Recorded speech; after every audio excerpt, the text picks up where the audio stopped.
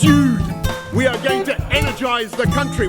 Stop Brexit. No more Mr. Nice Guy. Seamus, I'm not sure this is a great idea, is it? Order! Hello and welcome to the Debated Podcast.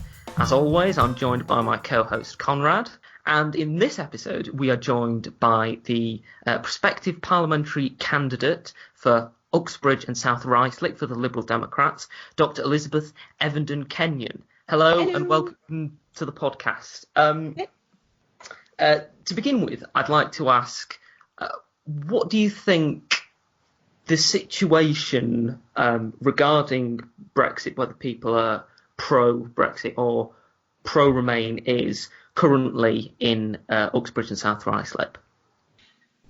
Well, Uxbridge and South Ruislip, as a lot of people now know, voted, I think it was 56% for leave, and there has been a lot of canvassing by different parties and a lot of journalists taking surprisingly keen interest in the area in the last few weeks and months, and the mood is most definitely that it's moved to Remain, and a lot of frustration at the toing and froing and the lack of clarity and the lack of any success in getting a deal that anybody was happy with. A massive amount of frustration over that, and just generally wanting the thing to go away.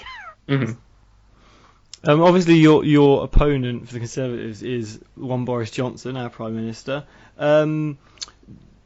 What do you think of the chances? He's got like a majority of about 5,000 over Labour at the moment. But in terms of, I can't remember, I don't know what the Lib Dem vote is off the top of my head before, but what do you think the chances of the Lib Dems sort of doing well at the next election, which could be very soon? Well, the 2017 election, they say a week in politics is a long time. 2017 to 2019 is an entirely different landscape. I'm out campaigning with people who were out campaigning in 2017 because I only became PPC this April. They are talking about how different the mood is and how welcoming people are to us, and that they get that we have a very simple message. And the Euros are always a difficult one to gauge, but Labour lost a lot of votes in the Euros and we gained thousands. So whenever anybody on social media likes to have a snark at me of, oh yeah, but look how you did in 2017, those just do not represent the figures and the feedback we are getting now. So we are by no means what another candidate might refer to as irrelevant. We are definitely known to be listening and known to have clear local and national messages. How difficult do you think it is competing against a candidate in the form of Boris Johnson, who's obviously Prime Minister, such a well-known candidate, to be able to argue more on the issues rather than perhaps the status and the popularity of, or lack of popularity, dependent where you are, of your opponent? Well, when I talk to people in the constituency, there's inevitably you get a certain number of people who are, oh, but he's so funny, I like him, he's charming. And then I probably ever so slightly go into lecturer mode, because for 20 years I've spent my time looking at how propaganda works in text and visual image, looking at it historically and then moving through to the present day. And one of the things that I am a specialist at is unpacking propaganda and how propaganda is utilised to make you want something or to make you like something. So when I start unpacking it and saying, what do you think about this and what do you think about that, I can see the thought bubbles go up in a lot of people.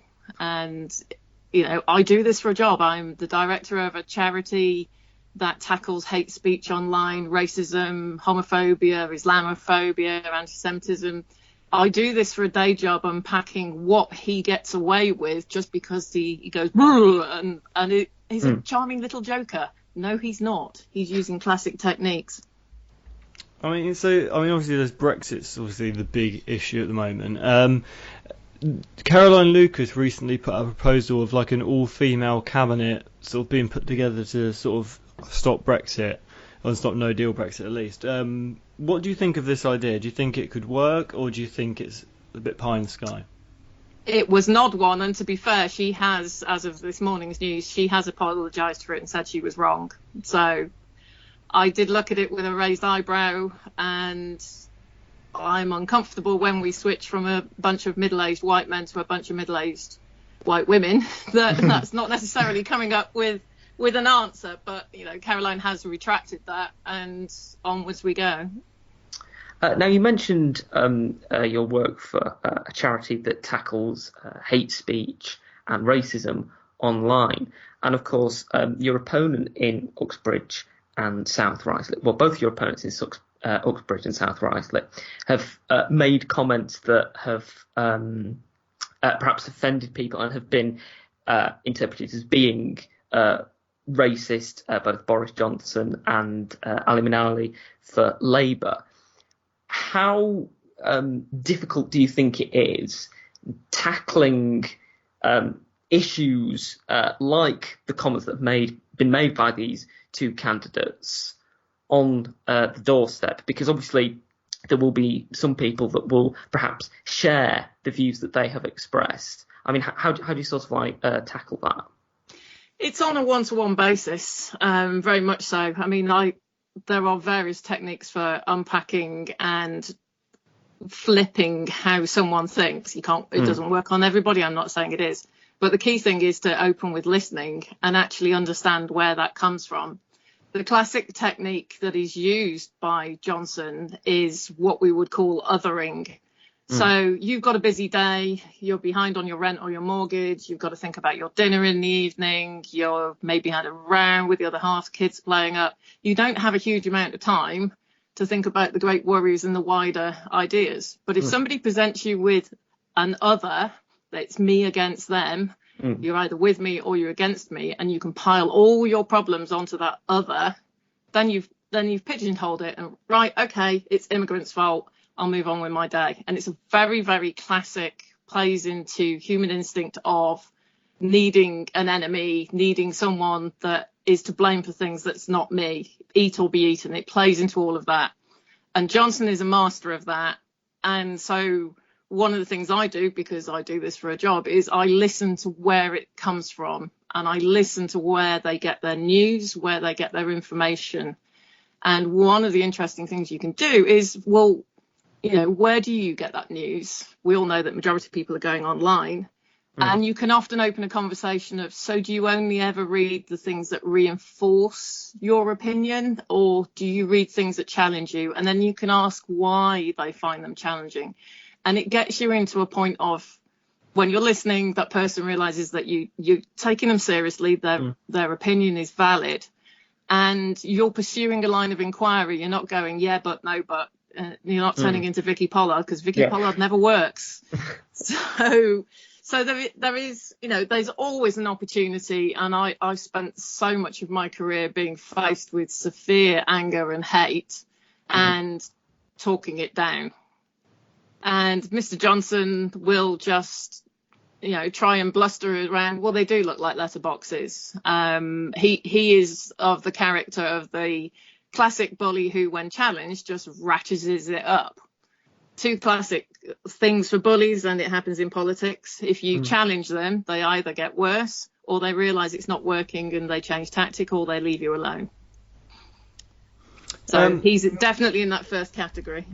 So you speak about sort of people becoming in sort of these sort of bubbles and sort of only seeing things that reinforce their view.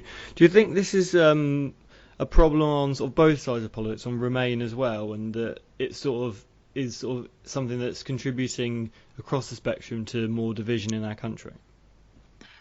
There's absolutely no doubt, and there's enough research out there. I'm not just talking my own. There are plenty of people working on this, that by reinforcement through social media and only working with particular platforms, it reinforces that polarization.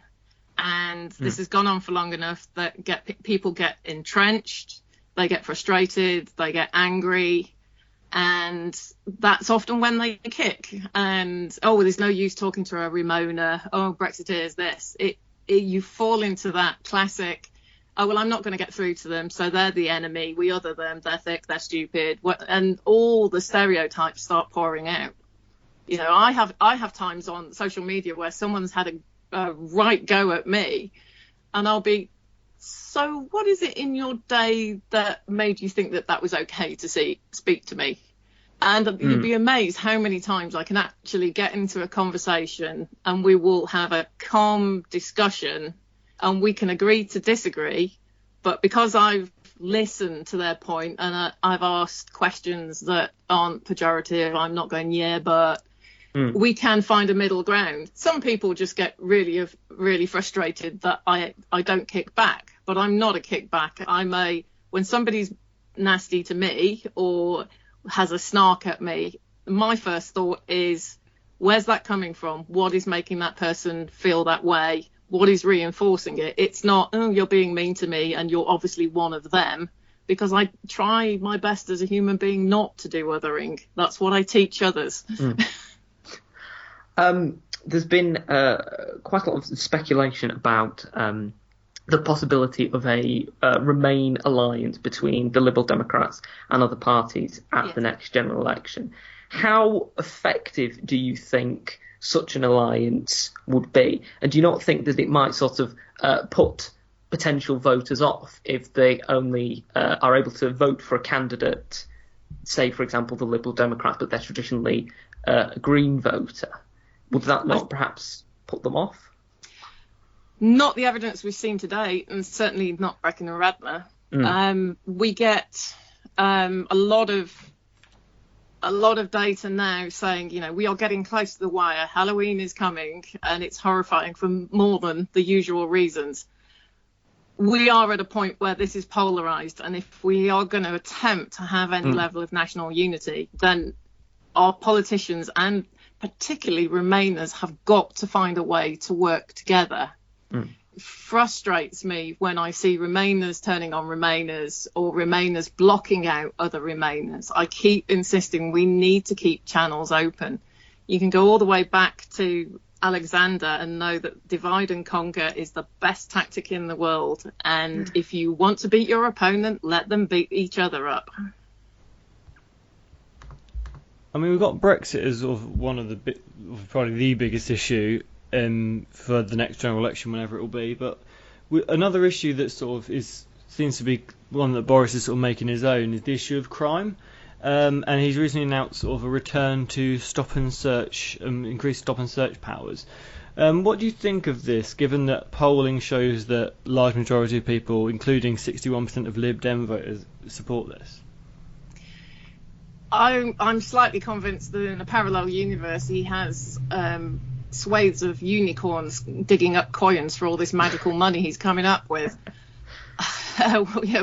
Where do we even start? This is the man who, as Lord Mayor, insisted that we could close more than 60 police stations across the capital, and then in 2017 gets very frustrated and bemused why the one in his own constituency was closed when he closed it as mayor.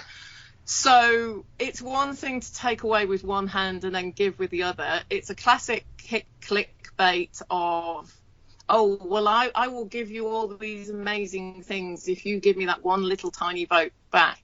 And you look where the money is going. You look where it's going on crime. You look where it's going on at the NHS.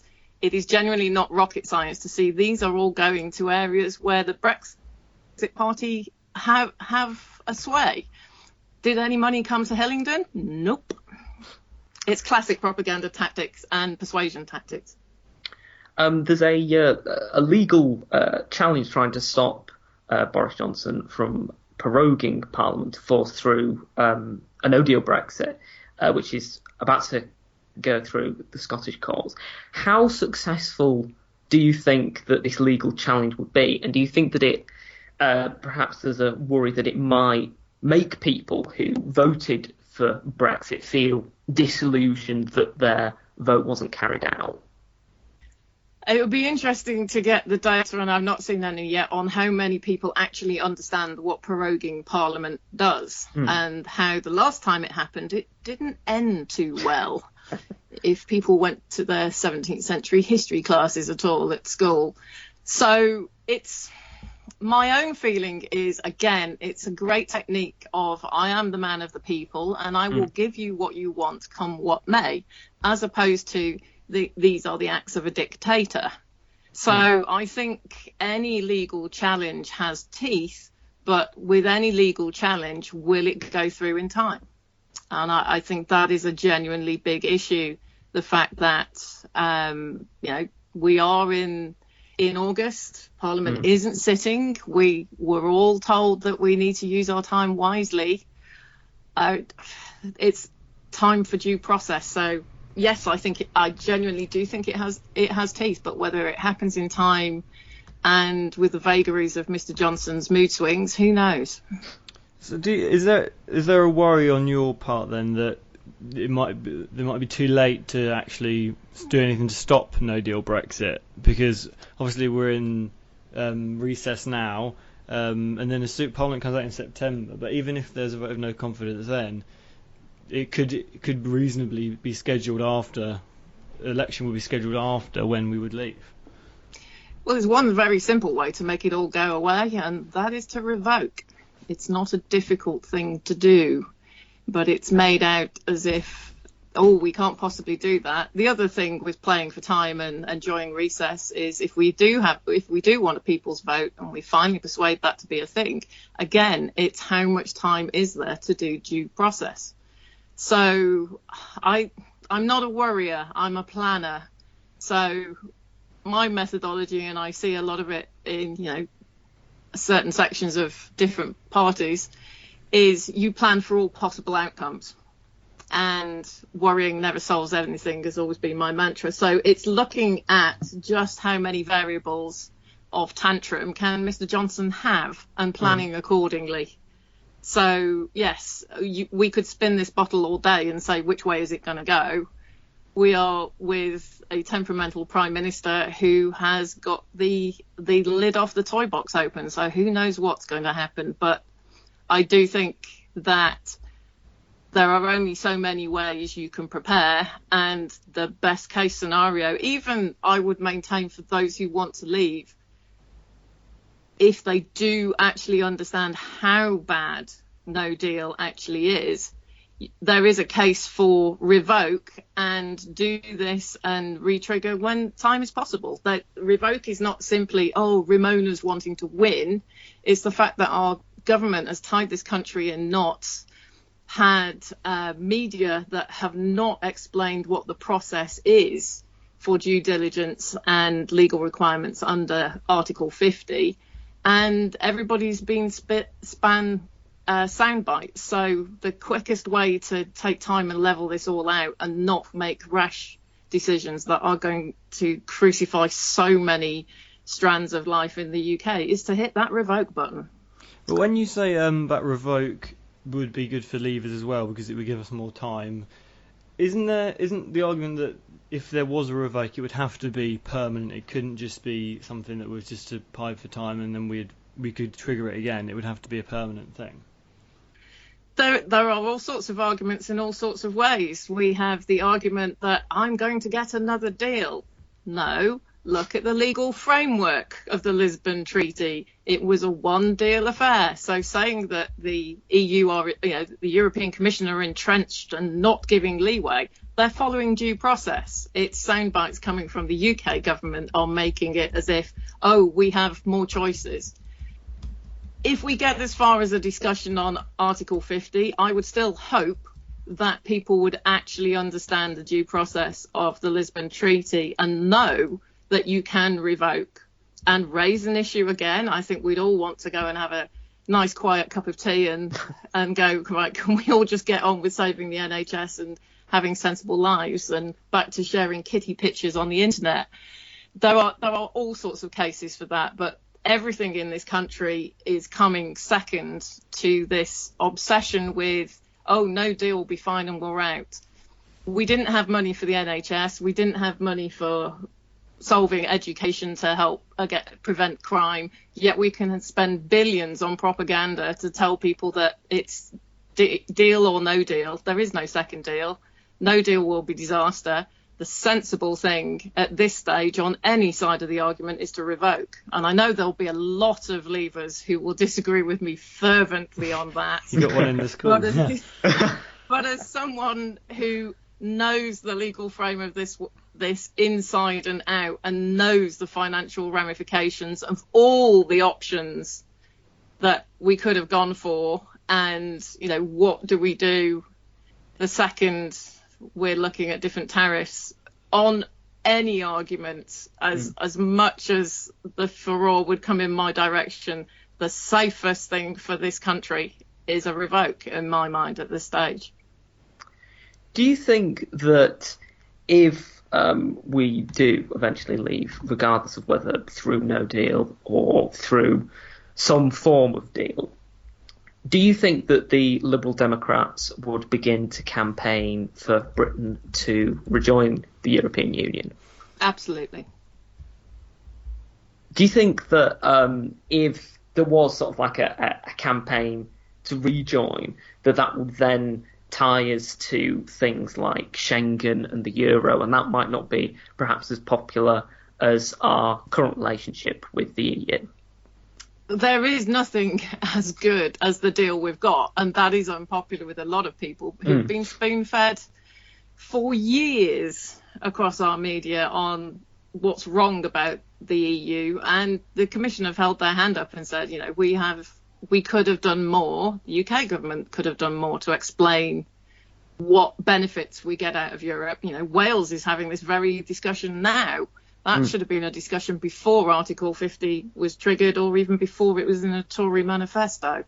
But to speculate on where we would go next is a speculation on top of a speculation of what is going to happen next.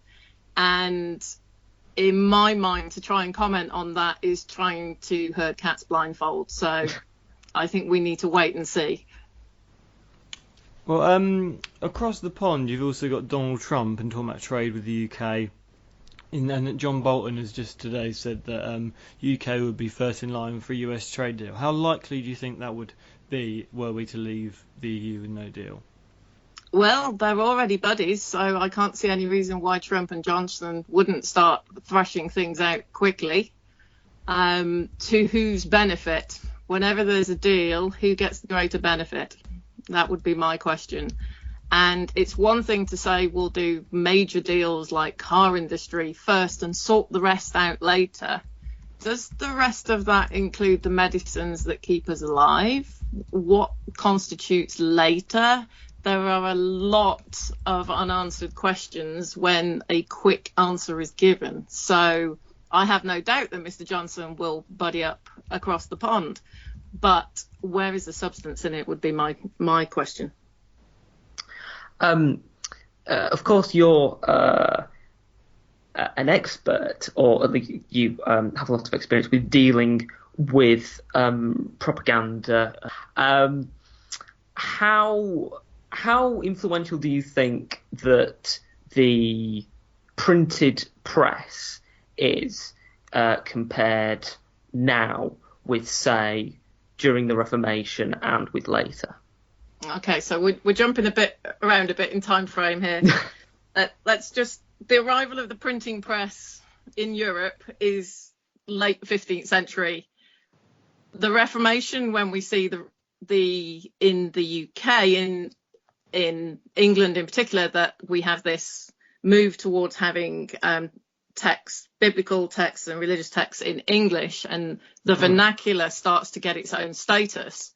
There is a period in Elizabeth's reign where the first real propaganda machine starts to play. You have, under the Protestant rule, you have increased literacy rates, and there is an increase in getting both genders and more people reading to be able to read what the government puts out in print. So my PhD was on the Flinders and the techniques that they used for the press, with more people being able to read. And I've done quite a bit with the BBC on this, on the printing press in many ways was the internet of its age. And you've got people who are getting increased access to information. Oh, I read it in a pamphlet, so it must be true.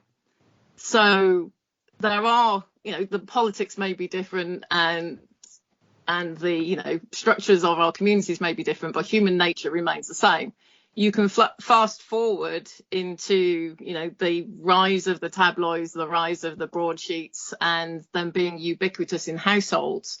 And pretty much from 72 onwards, you start seeing a drip feed to Generation X and generation of baby boomers and their parents. You can see this whole mix of different age groups being given information about how Europe works.